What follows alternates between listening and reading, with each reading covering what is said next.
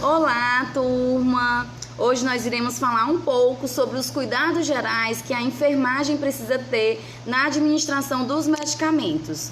Todo medicamento ele deve ser prescrito pelo médico a cada 24 horas, ou seja, cada paciente que está internado ele precisa que a sua prescrição ela seja atualizada a cada 24 horas. Essa prescrição ela deve ser assinada, todo medicamento administrado ele deve ser anotado no prontuário do paciente, mas não somente esses medicamentos que foram administrados, mas também alguma intolerância sobre a droga, intoxicação de medicamentosa, os resultados obtidos após a administração do medicamento, sempre checar, verificar se o medicamento está disponível na unidade, se por acaso não estiver, é preciso solicitar, fazer um círculo em volta do horário no qual a medicação não foi administrada ou colocar um F de falta.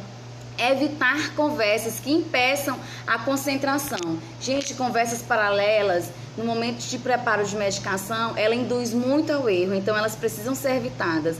Ter sempre à frente, enquanto está se preparando a medicação, o prontuário do paciente, que tenha o nome do paciente, que tenha o leito, que tenha o nome da medicação, a dose prescrita, a via de administração, a data da prescrição e o horário de administração do medicamento. Lavar sempre as mãos antes e após o preparo da medicação.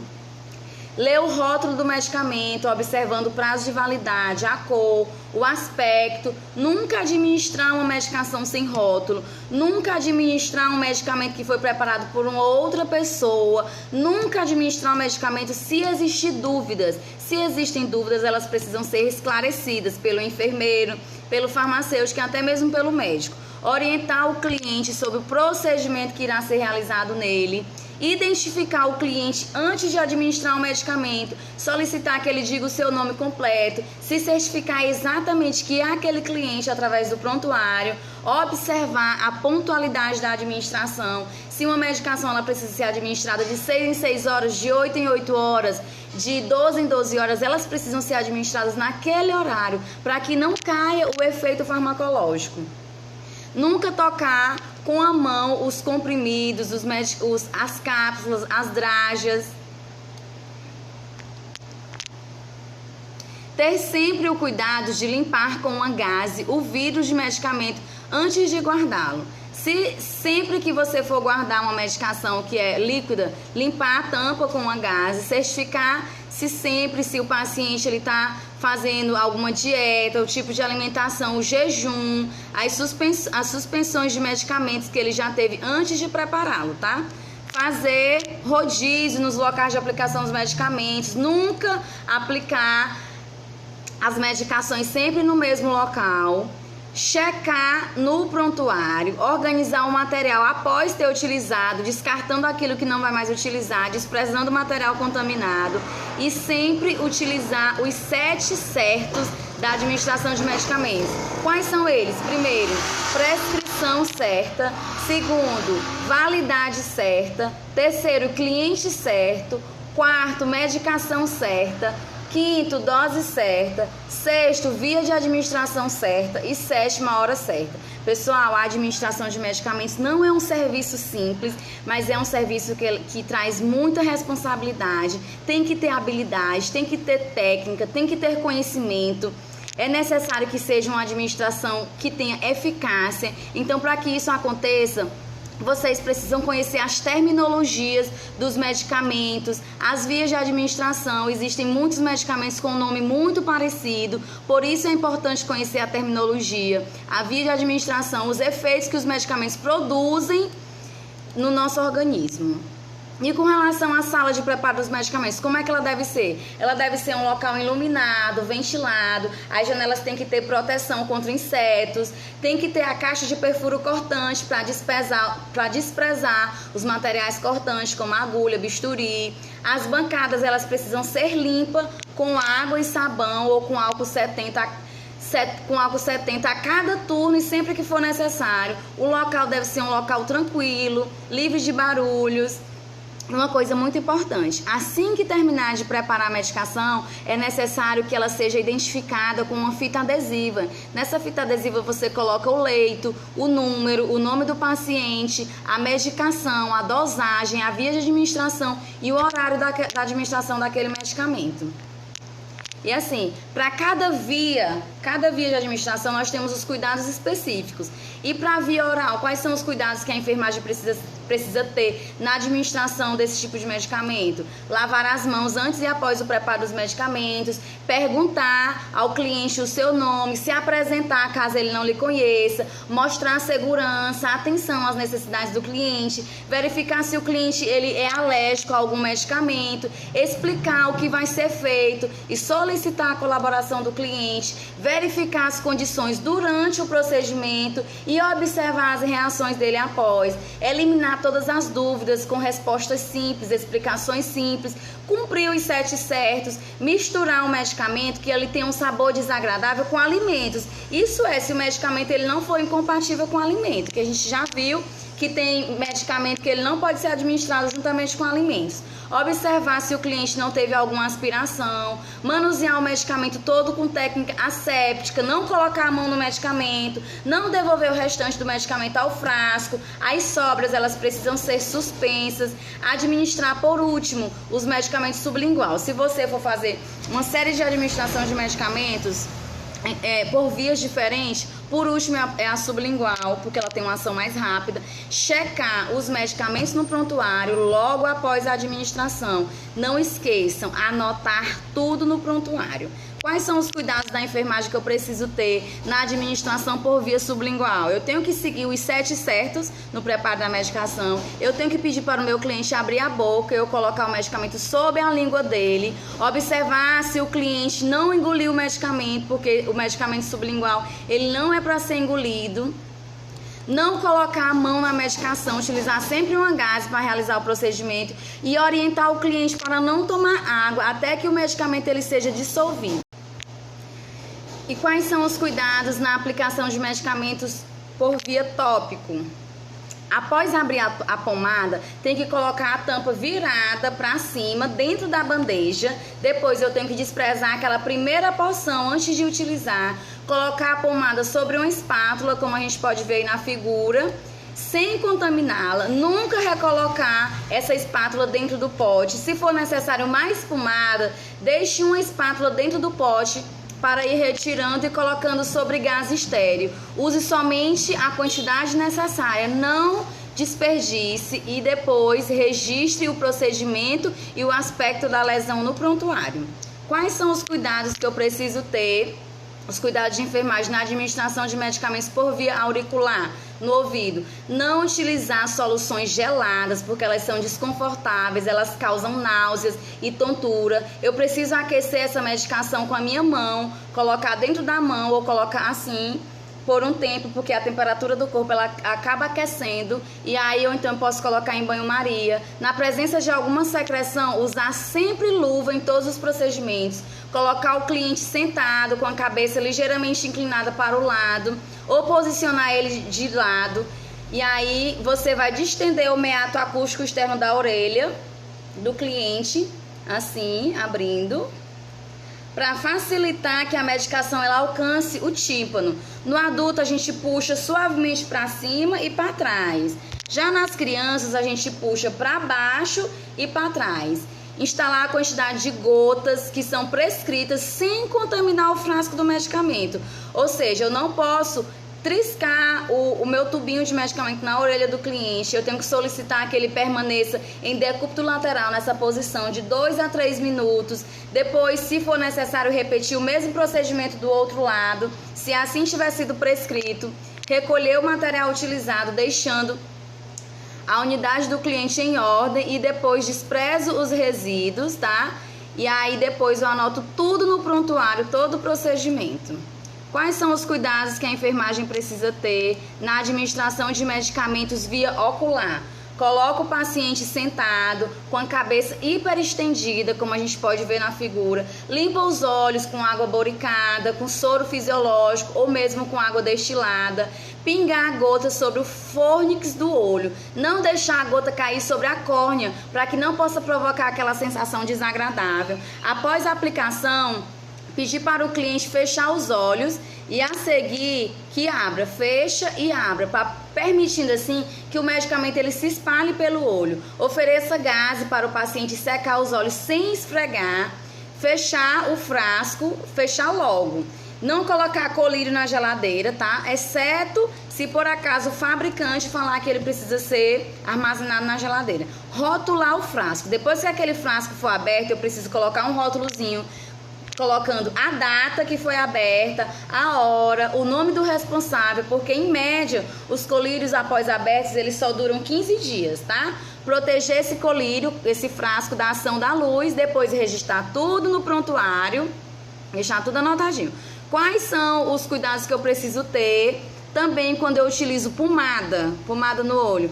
Procedo à limpeza do olho, eu afasto a pálpebra.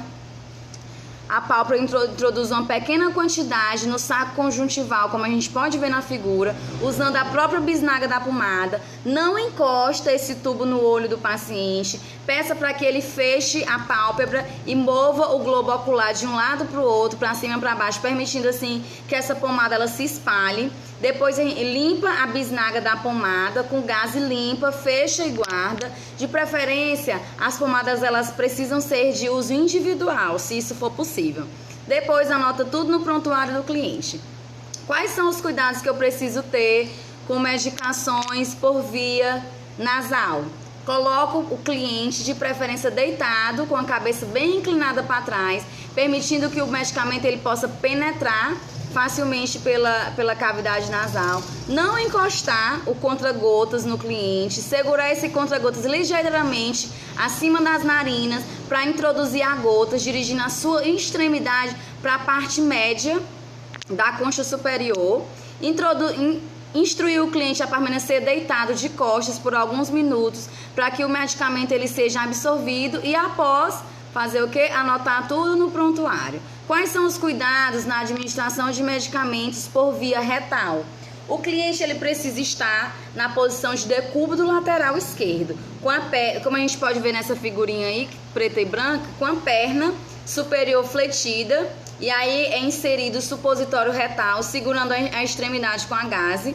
Com auxílio de uma luva, introduza o supositório logo além do esfíncter anal, evitando assim a sua expulsão. Orientar o paciente a permanecer deitado por alguns minutos, logo após registrar tudo no prontuário. Quais são os cuidados que a enfermagem precisa ter com medicamentos que são instalados na garganta? Colocar o cliente sentado para que ele possa inclinar a cabeça para trás, abrir a boca, abaixar a língua através de uma espátula, fazer o jato do medicamento ou pincelar lesões com suave lá na garganta, depois registrar tudo no prontuário.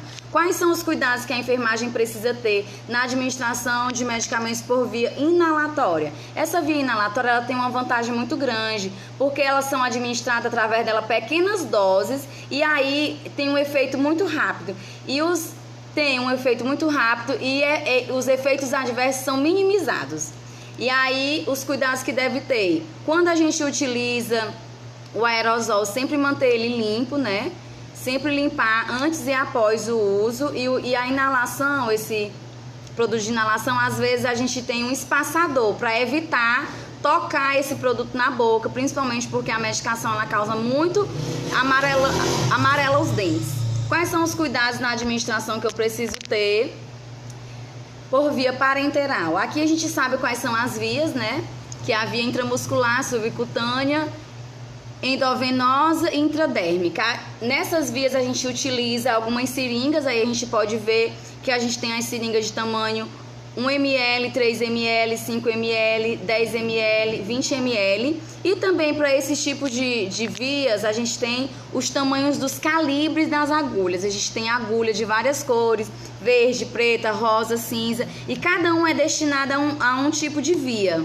Por exemplo, a agulha verde, ela é a 25/8, ela é utilizada na via intramuscular e na endovenosa. ela é aplicada o quê? Soluções aquosas e soluções oleosas. A preta é a 25/7, ela é também para intramuscular e endovenosa, soluções aquosas. E por aí vai. Quais são os cuidados que eu preciso ter quando eu falo de administração por via intradérmica? Essa solução ela é introduzida diretamente ali na derme, né? Preciso lavar as mãos, conferir a prescrição médica, reunir os materiais na bandeja. Que materiais são esses? Seringa de 1 ml, agulha para aspiração do calibre superior, essa agulha é para aspiração, mas eu também tenho uma agulha de aplicação, que é a 13 por 4,5. Também tenho que colocar na minha bandeja as bolas de algodão com álcool e também uma cuba de rim. Proceder à aspiração do medicamento, orientar o paciente, que o paciente ele se posicione na posição correta, distender a pele do local, utilizando os dedos polegar e indicador da mão esquerda.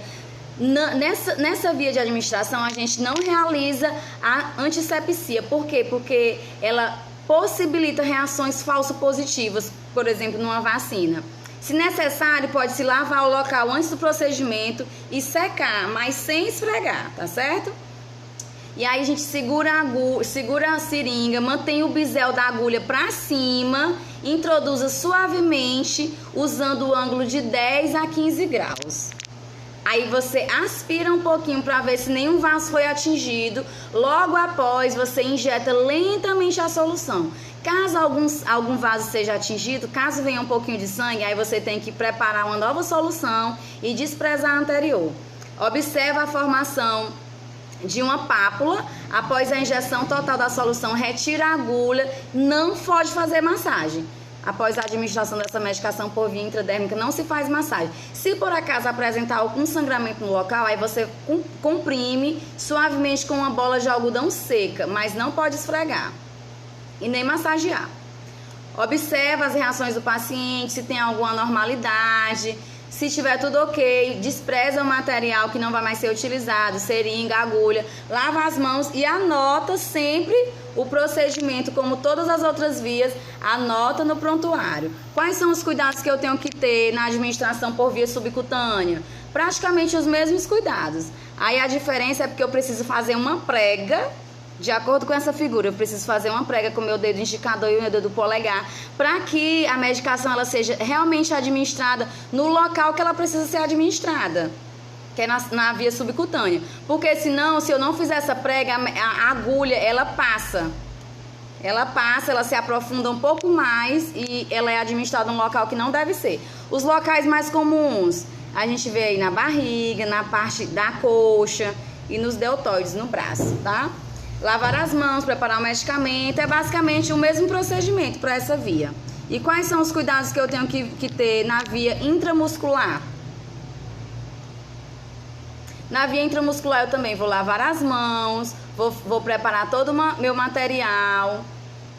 Nessas vias aqui, eu posso, né, na via intramuscular eu posso usar a região deltoide, a região glútea, a região da coxa e a região da ventroglútea.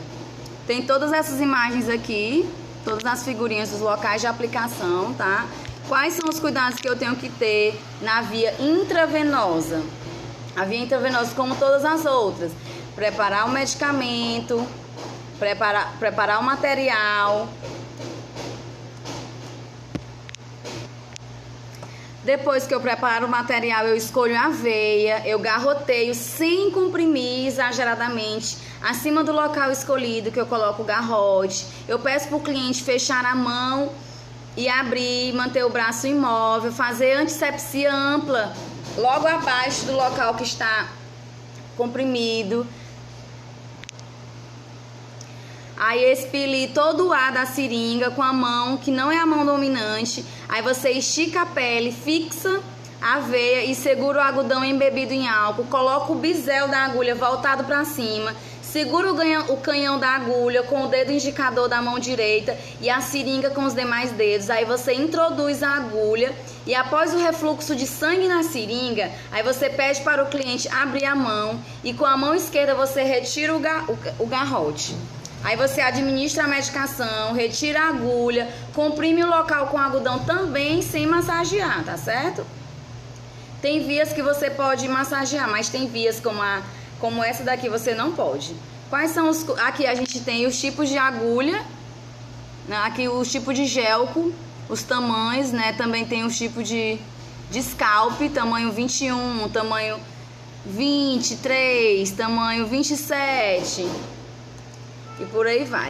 E aí a gente também tem a soroterapia. O que é essa soroterapia? É a administração de soluções e eletrólitos por via endovenosa. Essa via ela é de absorção muito rápida, porém ela tem maiores complicações, porque se espera uma eficácia no procedimento, evitando erros técnicos e complicações inerentes à via. Quais são os passos para realizar a soroterapia? Eu tenho que checar a prescrição médica, eu tenho que conferir as soluções prescritas, a dose, o horário, a frequência, o volume, a velocidade, a via de administração, lavar as mãos, se atentar para os 7 certos da medicação. E qual é a técnica?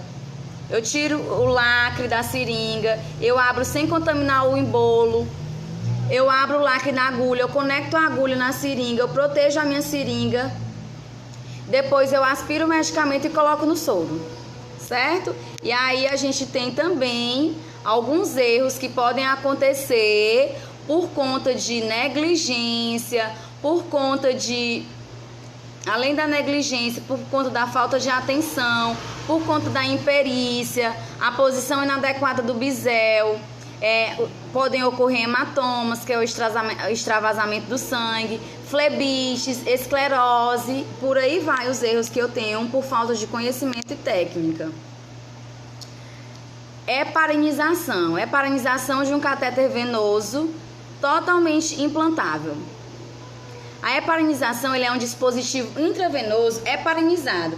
É para manter o dispositivo intravenoso numa veia periférica através de uma substância anticoagulante para evitar a obstrução da mesma. Qual é a vantagem da minha heparinização? Eu vou evitar punções múltiplas, trazendo desconforto e ansiedade para o paciente. Eu vou favorecer o movimento do paciente, porque às vezes quando a gente não tem essa técnica de heparinização, o paciente ele fica imóvel, ele não pode se mover muito por conta da agulha.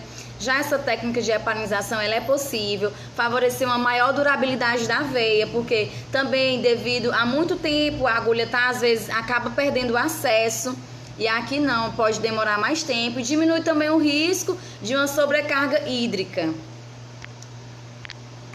Encerramos a nossa aula aqui.